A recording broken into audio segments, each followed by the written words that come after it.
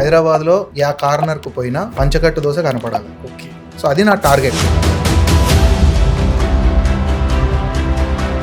బంజారాహిల్స్లో ఒక అవుట్లెట్ పెట్టారు, లేదా మాదాపూర్లో ఒక అవుట్లెట్ ఉంది. 2 అవుట్లెట్స్లో కావాలనుకుంటే ప్రైసెస్ కూడా ఎక్కువ పెట్టుకోవచ్చు. ఎందుకు ప్రైసెస్ కరెక్ట్గా బడ్జెట్ ఫ్రెండ్లీగా పెడతారు? కమర్షియల్గా ఉండేదానికన్నా కూడా ఇప్పుడు నువ్వు అంటున్నావు కదా, నేను ఎందుకు వస్తానా మీ దగ్గరికి, అది సాటిస్ఫై చేయగలిగితే నాకు చాలు. రూపాయి ఆటోమేటిక్గా వస్తుంది. లిటరల్లీ నాకు ఇంకా ఎప్పుడు గుర్తున్నా, హైదరాబాద్కి వచ్చినప్పుడు ఎర్ర స్పార్క్ చెప్పులు, చిన్న శాంసంగ్ ఫోను, జోబులో 3000 రూపాయలు, బట్టల బ్యాగు.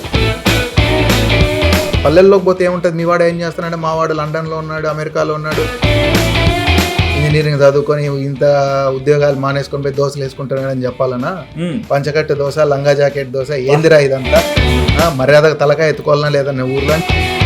మా ఊర్లో ఒక 2 సెంట్ల స్థలం ఉండింది తాడపత్రిలో, అది లోన్ పెట్టి తెచ్చింటి. ఏంటి వ్యాపారం కోసం? డబ్బులు తెచ్చి పెట్టిన ఫస్ట్ ఇయర్ లోనే మొత్తం అంతా గాను. 20 లక్షలు. ఒక పాయింట్ ఆఫ్ టైంలో నేను డిప్రెషన్ ఎట్లుండేనంటే, నాకు అసలు ఇంకా మనం ఎందుకనే దీంట్లోకి వచ్చినాము, మనకు అవసరమా ఇదంతా, ఉద్యోగం చేసుకొని హ్యాపీగా ఏదో ప్రశాంతంగా పోకోకుండా అనేటటువంటి పరిస్థితి ఉండింది నాకు. ఏడ్చేటోని రాత్రి కూర్చొని.